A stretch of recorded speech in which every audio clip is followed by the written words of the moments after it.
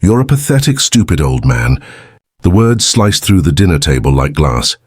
Marcus's voice was sharp, fueled by pride and something darker, embarrassment in front of his friends. He stood over his father, a glass of cold water trembling in his hand, his face twisted with contempt. Across the table, Harold Jefferson, 70 years old, sat silently. His dark, weathered skin caught the dim kitchen light. His short grey beard glistened slightly as the sweat of restraint gathered at his chin. His head was bald, smooth, dignified, the kind of baldness that came not from loss but from choice, from discipline. He wore a plain white shirt, sleeves rolled up from a day's work around the house, and his hands, rough, veined, strong, rested calmly on the table. Marcus wasn't calm. He was everything his father wasn't. Young, loud, sharp-edged and impatient.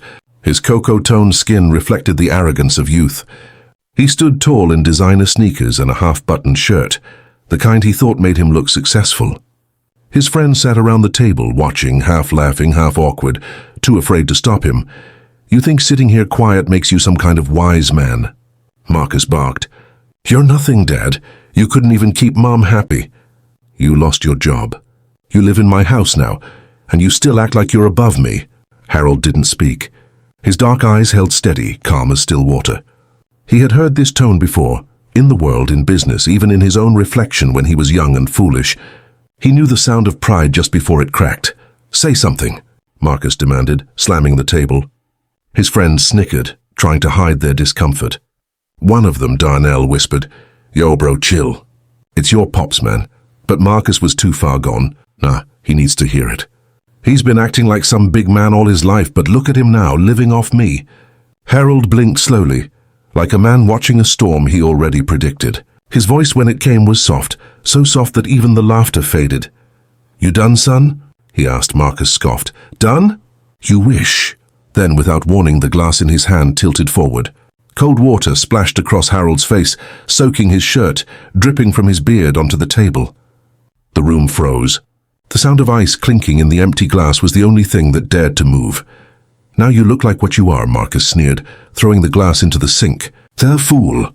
Harold took a breath, long and quiet. He reached for his handkerchief, an old, neatly folded square of cloth from his shirt pocket, and wiped his face. His every motion was deliberate, unhurried. He didn't look at his son. Not yet. The air was thick with tension. Marcus's friends shifted uncomfortably, realizing this had gone too far. The old man didn't deserve this. But Harold didn't raise his voice. He didn't even frown. He finished wiping, placed the handkerchief neatly beside his plate and stood up. When he finally looked at Marcus, his eyes were calm, not empty, not weak, but deep. Deep like the kind of silence that remembers everything. "Young man," Harold said quietly, "life has a strange way of teaching lessons to those who stop listening." Marcus rolled his eyes. "Here we go. You think you're some kind of philosopher?" "Save it for the church, old man." Harold's lips curved into a faint, tired smile. "I don't need to save anything, son. You already spent what I built." He turned and walked toward the door. His shoes echoed on the hardwood floor, slow, steady, heavy with meaning.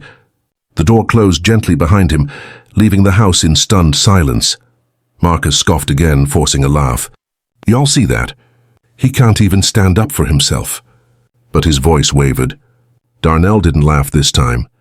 He just stared at the door and muttered, "You went too far, man." Marcus waved him off. "Whatever. He'll be fine. He always is." Outside, Harold stood on the porch under the streetlight. The night air was cool, brushing against his skin like an old friend. He looked up at the stars, eyes steady, breath even. Then, with hands that had once built empires and raised families, he took out his phone and made one simple call. "Yes," he said, voice calm. "It's Harold Jefferson. Freeze every account connected to Marcus Jefferson immediately."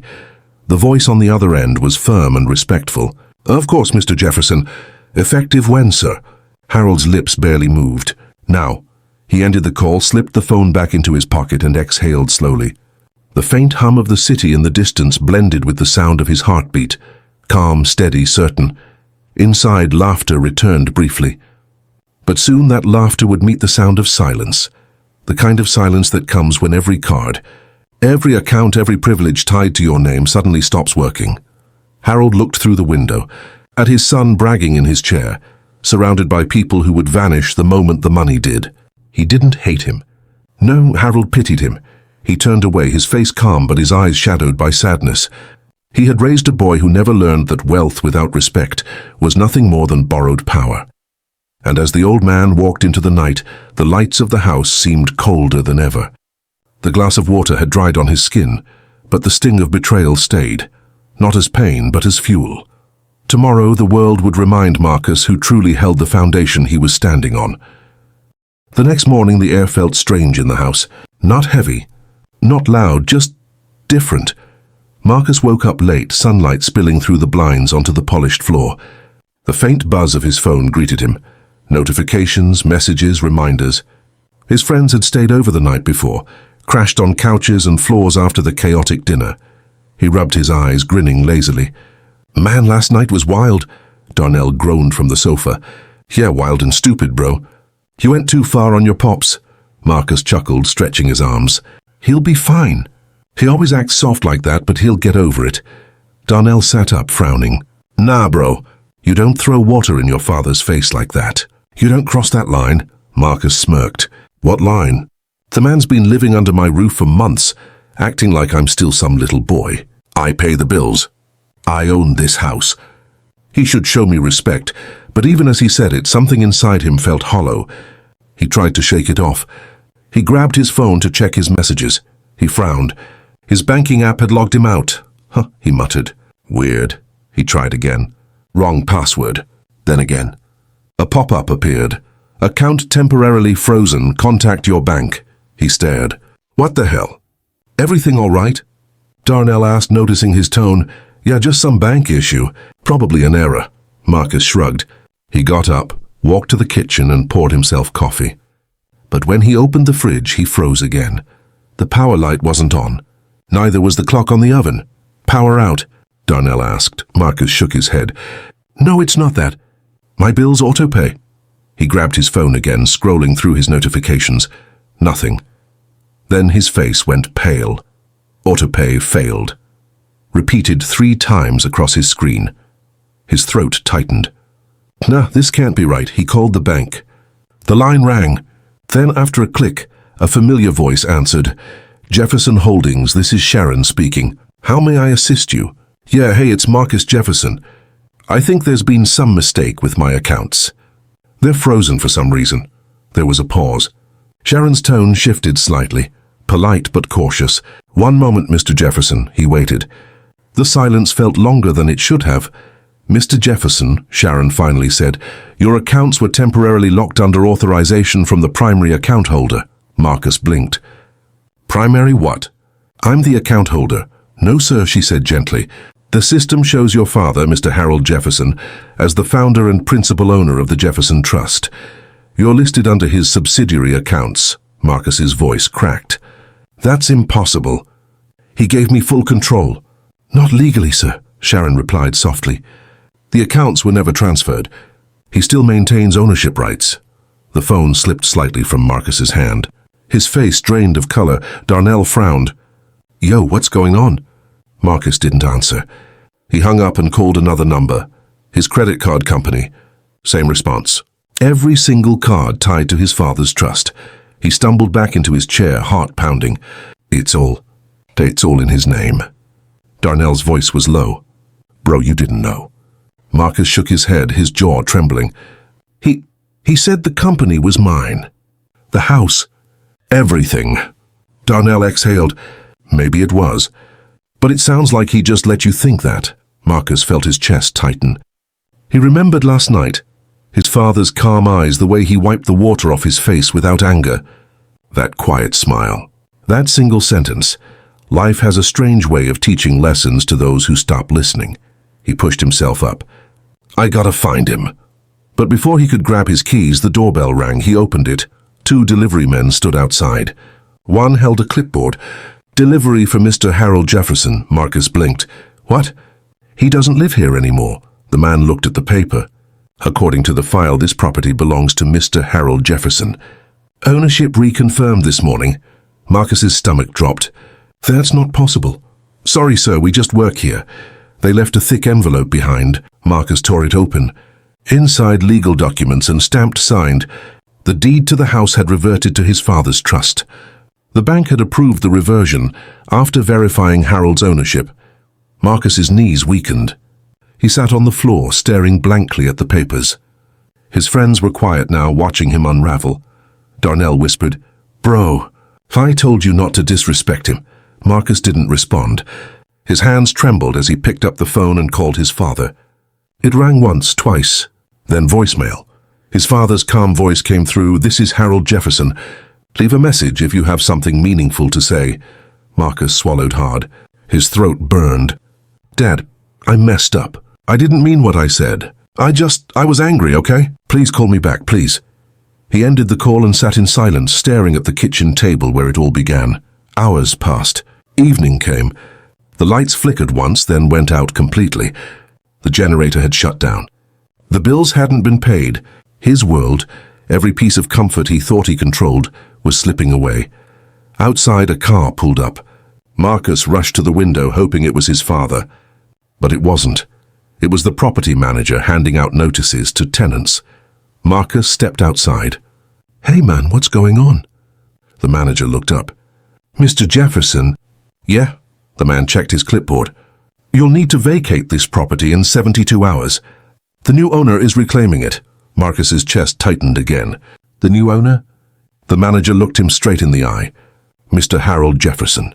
The pen fell from Marcus's hand. He stood frozen on the porch, watching the man drive away. The night breeze carried faint echoes of his father's quiet strength, the kind he'd mistaken for weakness. Darnell came out behind him, hands in his pockets. "You gonna be all right, bro?" Marcus didn't answer. He just looked at the stars, the same ones his father had looked at the night before.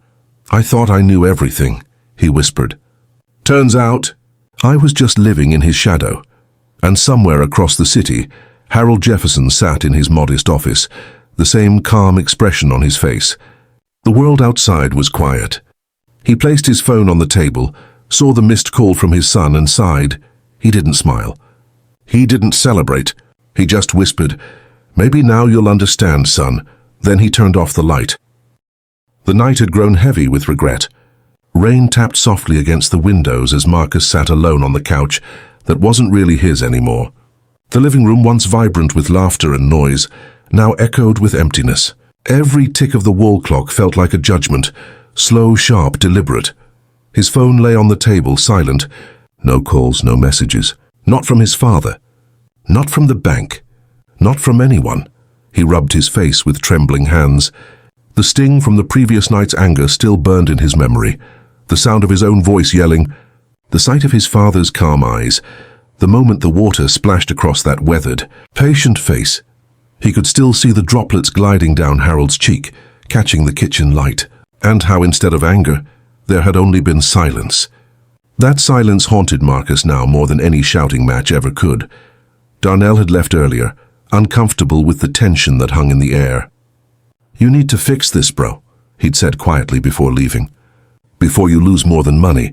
Now Marcus sat in the half-darkness, staring at the framed photos on the wall. He hadn't noticed them much before. His father smiling proudly at his graduation, the two of them holding fishing poles when Marcus was 12. Harold's arm wrapped around him as they stood by a beat-up old pickup. He'd taken all of that for granted. The lights flickered again. The unpaid electricity notice sat on the counter. The fridge was silent now, the hum of comfort gone. The house that once felt like a symbol of control was suddenly fragile, temporary, like a borrowed illusion. Marcus's phone buzzed suddenly. He grabbed it fast, but it wasn't his father. It was an email, subject, "Notice of termination, Jefferson Tech." His breath caught. He opened it quickly. The words blurred in front of him. "Dear Mr. Marcus Jefferson, effective immediately, your position as executive director has been terminated due to restructuring within Jefferson Holdings. We appreciate your contributions. Your access cards and credentials have been deactivated. Regards, HR department." He stared at the screen in disbelief. Terminated? Restructuring? He slammed the phone on the table. He wouldn't do this. He jumped to his feet, pacing the floor. His chest felt tight, like the walls were closing in. He dialed the office. A familiar voice answered. Mrs. Taylor, his father's longtime secretary. Good morning, Jefferson Holdings. Mrs. Taylor. It's me, Marcus. There's been a mistake. I just got an email saying I've been fired. There was silence on the other end. Then her voice came careful, soft. Marcus, your father reinstated himself as CEO this morning. He reviewed all executive roles. Marcus froze. He reinstated himself? Yes, she said. As of today, he's back in charge. He said something about cleaning house. Marcus sank into a chair, his hand gripping his forehead. He can't just take over like that. It's my company. Mrs. Taylor sighed quietly. Marcus, with respect, it's always been his company. You were just managing under his trust. You never officially took ownership. He closed his eyes, realization hitting him like thunder. His father had never relinquished true control. Not of the house, not of the accounts, not of the business. Everything Marcus had paraded as his success had been built on his father's silent foundation. The silence after that phone call felt suffocating. He turned on the TV to distract himself, flipping through channels until a familiar face appeared. His father, standing behind a podium, a press conference. Harold Jefferson looked dignified as always, wearing a charcoal grey suit, calm and composed under the flashing cameras. After careful consideration, Harold said into the microphone, I have resumed direct leadership of Jefferson Holdings.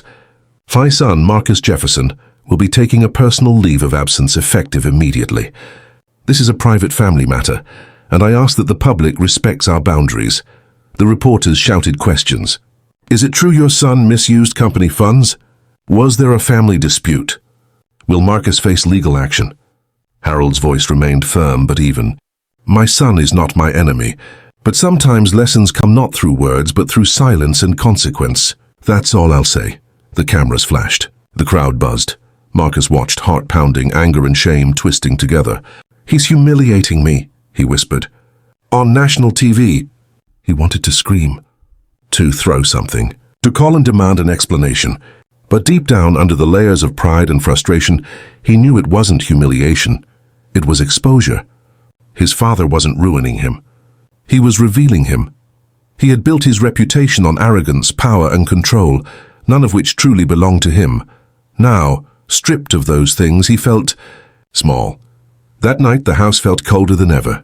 Marcus wandered into his father's old room. It was untouched, neatly folded shirts in the closet, his worn Bible on the nightstand, the faint smell of cedar and aftershave still lingering. On the desk sat a small photo frame. Marcus picked it up. It was a picture of them that father and son had from years ago. Marcus, no older than 6, sitting on his father's shoulders at a park. Both laughing, carefree. On the back of the photo, in his father's neat handwriting, were 5 words. Love without respect means nothing. Marcus sat on the bed, clutching the frame. The tears came slowly, breaking through the walls he'd built. He whispered, I'm sorry, Dad. For the first time he admitted it, not out of fear, but out of realization. He thought of all the times his father had stood by him quietly, the nights Harold stayed up late reviewing his business proposals, the mornings he brought coffee to his son's meetings just to show support, the endless patience he'd shown through Marcus's sharp tongue and pride, and now all that patience had turned to distance, not because Harold hated him, but because he wanted his son to see. The next morning, Marcus packed a small bag and drove to his father's modest home in the old neighborhood, the one Harold had chosen after leaving Marcus's house. It wasn't grand or new, but it looked peaceful. A small garden in front. Curtains half open. He parked the car, stepped out slowly, and stood by the gate. The gate that used to swing open without question now stood closed, locked. Marcus took a deep breath and knocked. Once, twice. No answer. He waited, heart pounding. Then from inside he heard footsteps. The door opened slightly, and there stood his father. Harold looked exactly the same, calm, dignified, his grey beard catching the morning light. But there was no anger in his eyes. Only a quiet firmness. Dad, Marcus began. His voice cracked. I'm sorry. I shouldn't have. Harold raised a hand, stopping him. You don't need to speak yet. Marcus froze. Sometimes silence says more, Harold continued. I've spent years talking, guiding, warning. Words failed. So I let life speak. Marcus's eyes filled with tears. "You've taken everything from me." Harold shook his head slowly. "No, son, I took nothing. I only returned what wasn't yet earned." The two stood there, the morning wind whispering between them. A father's quiet lesson and a son's shattered pride hung in the air like smoke. Then for the first time Harold opened the gate. "Just slightly. Come inside, Marcus," he said softly. "Say if you're ready to listen." Marcus nodded, tears running freely now. He stepped through the gate, not as a man in control, but as a son seeking forgiveness. "You're a pathetic, stupid old man." Those words had echoed in Harold's mind for nights now. Every time he tried to close his eyes, he saw Malik's face twisted with anger, the splash of cold water running down his wrinkled cheeks, and the silence he had chosen in return. He told himself that silence was power, but power, when buried in pain, could feel like punishment. That morning, Harold sat on the porch of his small house, the house his son didn't even know he still owned. The same house where Malik had once played barefoot in the rain, laughing so loud the neighbors would peek out to see. Harold smiled faintly at the memory. Then he looked down at his trembling hands. Age had taken his strength, but not his dignity. And yet his own blood had tried to strip that too. A soft knock came at the gate. It was Daniel, his oldest friend and lawyer. A tall man with a grey flat cap and an even greyer patience. "You sure about this, Harold?" Daniel asked, his voice low. "You really want to freeze everything in Malik's name?" Harold nodded slowly. "I've been quiet all my life, Daniel. I taught that boy that respect isn't demanded. It's earned. But somewhere he stopped learning. Maybe now he needs to feel the weight of what he threw away." Daniel sighed. "He's your son." "I know," Harold whispered. "That's why I'm not taking it all from him. Just enough for him to see what it feels like to stand outside, like I did." When Daniel left, Harold sat there for a long time. The silence around him was heavy, almost sacred. He didn't feel vengeance. He felt sorrow. Her father's kind of sorrow. The kind that doesn't scream or curse but sinks deep into the bones. The next morning his phone rang. It was Malik's voice on the other end, but this time it wasn't loud or cruel. It was panicked. "Dad, something's wrong with my card. It's not working. I went to pay rent, it declined. I tried the ATM, nothing." Harold didn't say anything for a moment. He just listened to the shaky breath of his son, the same boy who once begged him for ice cream after school. "Dad, please, can you check the bank?" "Maybe they froze it by mistake," Malik continued. Harold took a deep breath. "No mistake," he said quietly. "It's under my name, son." "Always was." Silence filled the line. Malik's breathing grew uneven. "Wait, what do you mean?" "I mean," Harold said slowly, his voice breaking, "everything you've been living off of, and that car, that apartment, that card, it's mine. I gave you comfort, not control. You called me pathetic, Malik. You threw water in my face. You told me I was useless. But the truth is, you've been living on my strength all along." There was no reply. Just the faint sound of Malik exhaling, as if he'd been punched in the chest. Harold leaned forward in his chair, his tone trembling. "Do you remember your mother's funeral?" he asked softly. "You stood beside me, holding my arm, crying like a boy again. You said you'd take care of me, that you'd make her proud. And I believed you, son. I really did. But somewhere along the line, you started to believe that money made you more than me. You started seeing my wrinkles as weakness." Tears began to slip down Harold's cheeks, slow and quiet like confession. "You think I didn't feel the sting of that glass of water? It wasn't the water that hurt. It was knowing that my boy, my own flesh and blood, looked at me and saw nothing." Malik's voice cracked on the other end. "Dad, I didn't mean it like that." Harold smiled sadly. "We always mean it in the moment. That's what words do, son. They dig deep. You think they fade, but they stay. And sometimes silence is the only way to survive them." There was a long pause. Then Harold's voice steadied. "I'm not punishing you, Malik. I'm teaching you. Because one day, when I'm gone, you'll realize that respect can't be bought, and pride can't fill an empty heart." He ended the call before Malik could reply. For a long time, Harold sat still, staring at the horizon turning orange. His chest felt heavy but not bitter. The silence around him wasn't painful anymore. It was peaceful. It was the silence of a man who had finally spoken his truth. Across town, Malik sat in his car, gripping his phone with shaking hands. His mind replayed his father's words over and over. The silence on the line after the call ended hurt more than any lecture could. He glanced at the rearview mirror and saw himself, his expensive clothes, his pride, his hollow eyes. For the first time, Malik saw what his father must have seen for years, a boy lost in the noise of his own ego. And as the realization sank in, he leaned forward, resting his head on the steering wheel, whispering into the emptiness, "I'm sorry, Dad." But Harold wasn't there to hear it. The next morning, the sun rose over Harold's porch again, painting the air in gold. For the first time in a long while, the old man smiled, not because he had won, but because the silence had finally spoken louder than anger ever could. The following week moved slowly, like the world itself had stopped to watch Malik's unraveling. He hadn't gone to work in 3 days. His phone buzzed with overdue bills, bounced payments and messages from friends who had suddenly gone silent. The same friends who once laughed with him when he called his father a pathetic old man. Now they had moved on, leaving Malik alone with the echo of his pride. He sat on his couch in a dark apartment. The curtains were drawn. The floor was littered with takeout boxes and unopened letters. The silence was unbearable.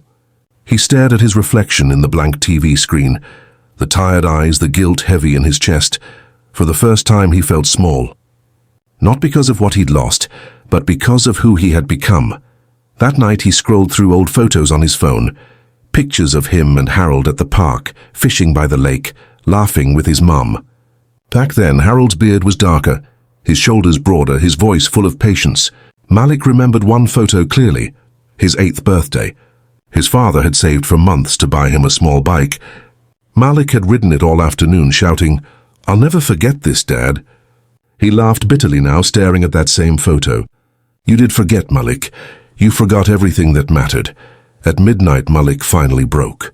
He grabbed his jacket and drove through the quiet streets toward the old neighborhood. He hadn't been there in years.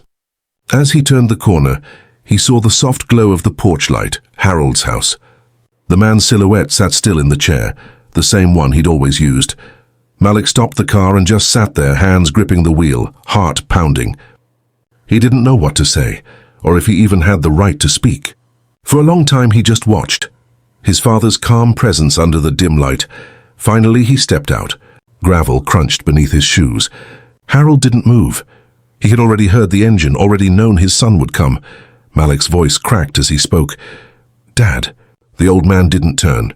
"It's late, son." "I know," Malik said, his throat tightening. I needed to see you." Harold finally looked up, eyes calm but distant. "You saw me last when you called me an idiot and threw water in my face." "I remember." The words stung, but there was no anger in them, only truth. Malik stepped closer, his voice trembling. "I was angry, Dad. I thought you didn't care. I thought you'd given up on everything, on me." Harold nodded slowly, his gaze steady. "And did that give you the right to forget who raised you? To humiliate me in front of others?" Malik's eyes filled with tears. "No, sir." It didn't. The porch light flickered, casting soft shadows on Harold's lined face. For a moment, the years between them hung in the air, decades of love, pain, and silence. Malik sank to his knees beside the porch steps. "I've lost everything, Dad. My job's gone, my friends stopped answering, my cards don't work, and I don't even blame you. I just don't know who I am anymore." Harold looked at him quietly. "Now you understand, son. The world doesn't owe you comfort, and a man who forgets his roots forgets himself." Malik lowered his head, tears dripping onto the dirt. "I hurt you, Dad. I disrespected the man who gave me everything. I don't deserve forgiveness." The old man sighed deeply. "Forgiveness isn't about deserving. It's about understanding. You still have a chance to be better, but not by words, by action." Malik lifted his head, eyes red. "I'll do anything, Dad. I swear I'll make it right." Harold leaned back in his chair, his expression unreadable. "You don't need to swear. You just need to start living like the man your mother prayed you'd become." The name of his mother hit Malik like a wave. He hadn't thought about her in years. Her gentle voice, her quiet laughter when Harold told old jokes, her patience. Suddenly everything came flooding back. He remembered the way she used to hold Harold's hand at church, the way she'd whisper, "He's your father, Malik. He'll never stop loving you, but don't ever test his silence." And he had. He tested it and lost. The night grew colder. Harold stood up slowly, the weight of age pressing on his back. Malik instinctively reached out to help, but Harold held up his hand. "I can stand, son," he said quietly. "I've been standing long before you were born." Malik nodded, tears glistening under the porch light. "I know, Dad." Harold looked at him for a long time. "Go home, Malik. Think, pray, work, build yourself again. But don't come back here for forgiveness until you've earned your own peace." Malik wanted to speak, but no words came. The old man turned, walked inside, and closed the door softly. That sound clicked till echoed louder in Malik's heart than any shout ever could. He stood there for a long time in the cold, looking at the closed door. The same door that had once opened every time he came home as a child. Now it was shut, not in anger but in lesson. As dawn began to rise, Malik finally walked back to his car. The weight in his chest was heavy, but so was the clarity. For the first time he wasn't blaming anyone. Not his father, not life, not money. The silence had taught him more than words ever could. He drove off slowly, whispering to himself, "One day, Dad, I'll earn that door again." And back inside the house, Harold stood at the window, watching his son's taillights disappear into the early light. His eyes glistened, but his lips stayed firm. "That's my boy," he murmured softly. "Now learn." The months that followed changed everything. Malik vanished from his old life.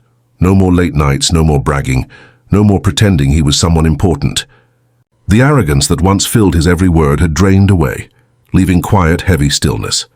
He rented a small empty apartment near the city's edge, the kind of place where you could hear the neighbors breathe through the walls. He started working at a mechanic's shop, not because he liked cars, but because it was the only place that would hire someone with his reputation.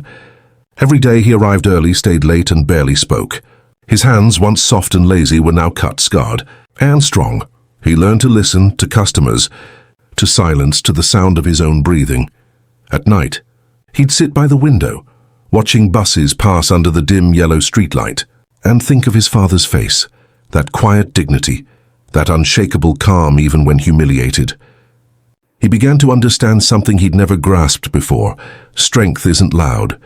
Meanwhile, Harold went on with life as usual. He watered the garden, visited the church on Sundays, and sat on his porch every evening with a cup of tea. Neighbors greeted him kindly, and some even whispered, "You raised him right." "Mr. Harris, he just lost his way for a while." Harold would nod quietly, his grey beard catching the last light of the setting sun. "The good in a man never dies," he'd say softly. "Sometimes it just goes quiet for a while." 6 months later, one rainy evening, there was a knock on Harold's door. He hesitated before opening it, but deep down, he already knew who it was. There stood Malik, drenched from the storm, holding a small paper bag. His clothes were simple, a faded work jacket, worn jeans, scuffed boots. His eyes, though tired, carried something new, humility. Harold looked at him for a long moment. Malik spoke first, voice low. "Evening, Dad." "Evening, son." "I didn't mean to come this late," Malik said, shifting nervously. "I just wanted to bring you something." He opened the bag and pulled out a pair of work gloves, the same kind Harold used to wear years ago when fixing things around the house.